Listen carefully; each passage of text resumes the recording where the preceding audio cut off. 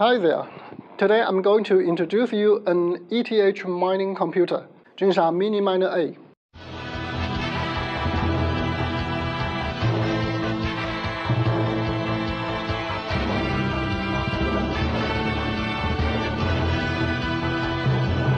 It's a miniature 8-card ETH miner, owning about half size to normal miners. Let's take a look at the structure. These are 8 Radeon RX580 graphic cards without fans. This one at the top is a motherboard.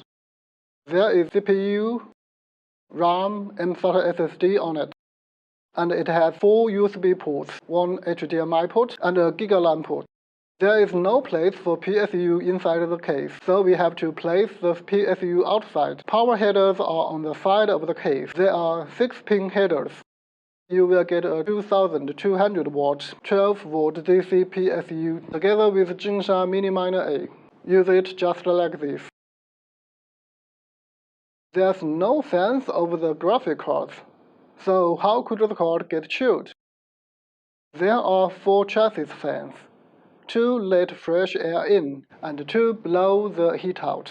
So that's the problem, whether this miner will get overheated or not, and what will happen to the hash rate. Let's take a test. First, let's test a normal 8-card miner. There are 8 RX580 inside the machine. By the way, the graphic cards I have used in my last video were actually RX580, so it can run at 30 MHz per second. This time we are using RX580. Let's take a look. They are about 29 MHz per second. One of them provides only 26 MHz per second. There seems to be some problem with this video RAM. 2 of them are especially hot, already over 70 degrees Celsius. The one with the lowest hash rate shows also the lowest temperature. The others are about 60 degrees Celsius, and the power consumption about 1300 watts. Now is Jinsha Mini Miner A being tested. 8 RX580 of the same model.